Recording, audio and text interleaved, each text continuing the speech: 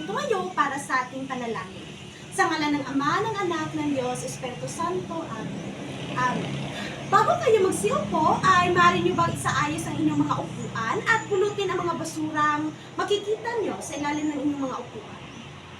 Okay na ba? Maraming salamat. Maaari na kayong magsiupo. Muli, magandang umaga mga bata. Ngayon ay inaanyahan ko ang inyong sekretarya kung sino nga ba ang mga lumiban sa araw na ito.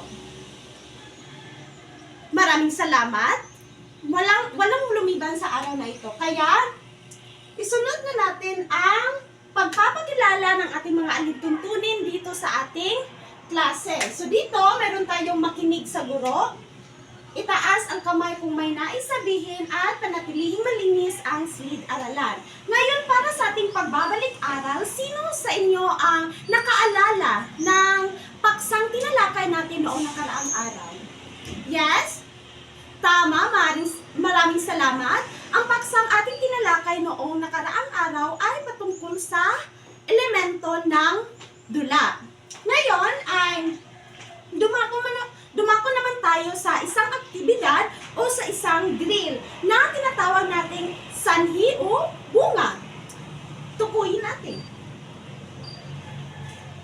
Dito ay magpapakita ako ng tatlong kulay ng mga flaglets. Itataas ninyo ang puting flag kung ito ay tumutukoy sa sanhi. Itim naman kung ito ay tumutukoy sa bunga, at asul kung ito ay tumutukoy sa pang-ugnay. Ayos na ba ang lahat? Handa na ba kayo? May napili na ba kayong kinatawan para sumagot sa pangungusap na ito? Ganon, maraming salamat. Para sa pangungusap ay sa salita, nag-aaral siya ng mabuti. Anong kulay ng flaglets kaya ang maaaring sagot nito? Tama! Puting flag. Ito ay tumutukoy sa sanhi. Ano naman kaya ang kulay ng flaglets ang tumutukoy sa pang-ugnay? Tama! Ang bunga nito. Ang bunga nito na nasa pangungusap ay tumutukoy sa pang-ugnay. Alin naman kaya dito ang tumutukoy sa bunga? Tama! Ang salitang nakuha niya ang pinakamataas na marka ay tumutukoy sa bunga. Palakpakan natin ang unang pangkat. Dumako naman tayo sa ikalawang larawan. Alin dito ang tumutukoy sa bunga? Yes! Tama! Dahil itinaas mo ang iyong itim na flaglets at ang sagot mo ay ang nadulas ang kanyang kapatid. Ito ay tumutukoy sa bunga. Tama! Maraming salamat! Ngayon ay alin kaya dito sa pangungusap ang tumutukoy sa pang-ugnay? Yes? Tama! Ang tumutukoy sa ang salitang tumutukoy sa pang-ugnay ay ang dahil sa itinaas ninyo ang inyong asul na flaglets, kaya bigyan kayo ng palakpak. 1, 2, 3. Maraming salamat. Ngayon ay para sa panghuli, saan kaya dito sa pangungusap na ito ang tumutukoy sa sanhi? Yes? Tama! Maraming salamat. Ang salitang nagkalat siya ng laruan sa sahig ay tumutukoy sa sanhi. Maraming salamat sa inyong kooperasyon. Ngayon tapos nyo nang masagutan ang gawain na ating isinagawa. Ngayon ay may tatlong katanungan. Una, ano ang napansin ninyo sa mga pangungusap na ating tinalakay? Maaari mo bang sagutan, Binibining Don? Tama, maraming salamat. Ang mga salita sa pangungusap na ating mapapansin ay mayroong sanhi, bunga, at pang-ugnay. Pangalawa, may koneksyon ba ang dalawang bahagi ng pangungusap, Binibining Irish? Maraming salamat. Tama ang naging kasagutan ni Irish. May koneksyon nga ang dalawang bahagi ng pangungusap na kung saan ito ang isang bahagi ng pangungusap ay nagsasaad ng sanhi habang ang ikalawa naman ay nagsasaad ng bunga. Para sa ikatlong katanungan, ano-ano anong salita ang ginamit upang ipakita ang dahilan at bunga? Maaari mo ba itong sagutan, Ginoong Lloyd? Maraming salamat. Ang mga salitang ginamit upang ipakita ang dahilan at bunga, ito ay tinatawag na pang-ugnay. Kung mapapansin ninyo dito, ang ginamit na pang-ugnay ay ang dahil sa. Maraming salamat. Habang dito naman sa unang larawan, ang ginamit na pang-ugnay ay ang bunga nito. Ngayon ay dumako naman tayo sa ating mga layunin. Maaari niyo bang basahin ng sabay-sabay ang ating mga layunin sa araw na ito? Una, nakasusuri at nagagamit ang mga pang-ugnay na nagpapakita ng sanhi at bunga sa mga pangungusap. Kalawa, napahahalagahan ang paggamit ng mga pang-ugnay sa pagpapahayag ng sanhi at bunga upang malinaw na maiparating ang mensahe.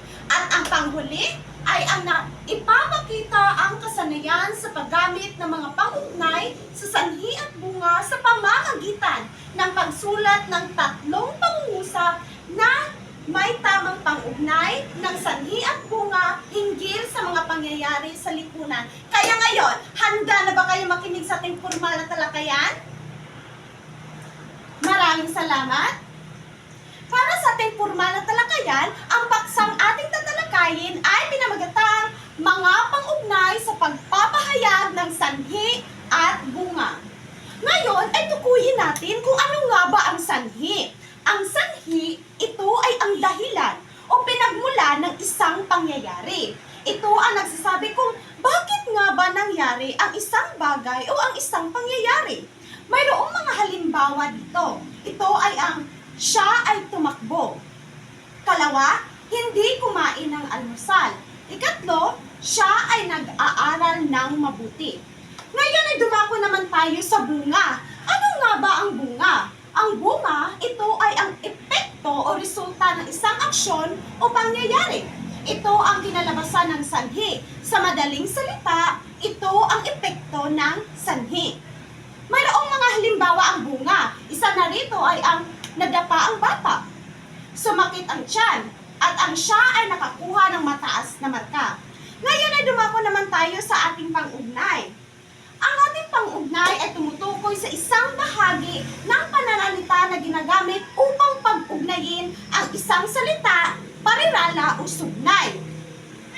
Halimbawa dito ay ang pangatnig o conjunction. Meron din itong mga salitang halimbawa. Ito ay ang at, pati at ang saka. Ikalawa ay ang pang-ukol o preposition. Ito ay halimbawa dito ay ang para sa, ukol sa, hinggil sa, at ang ikatlo naman, ang panghuli ay ang pang-angkop o ligature. Ito ay ang na, ng, at ang letrang G. Nakuha niyo ba ang ating paksang tinalakay ngayong araw, mga bata?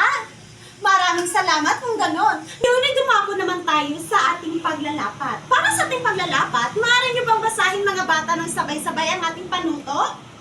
Bawat pangkat ay bubuo ng tigtatatlong pangungusap na nagpapahayag ng sanhi at bunga gamit ang iba't ibang pang-ugnay. Tiyakin na ang mga pangungusap ay may kaugnayan sa kasalukuyang pangyayari sa lipunan. Halimbawa ay ang inflation, edukasyon, paniniwala, pangkalusugan o iba pa.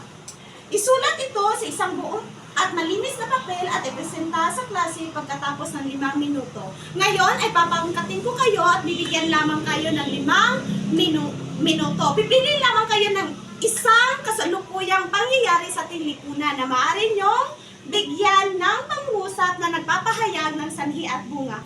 Dito ang unang pangkat, habang dito naman ang ikalawang pangkat. Kaya ngayon, ang inyong 5 minuto ay nagsisimula na. Tapos na ba kayo, mga bata? Dahil tapos na inyong 5 minuto, kaya kukunin ko na ngayon ang inyong mga isinagawang aktibidad. Maraming salamat. Meron pa tayong gawain na kailangan i-accomplish ngayong araw. Ito ay ang pagtataya. Maaari niyo bang basahin ang panuto?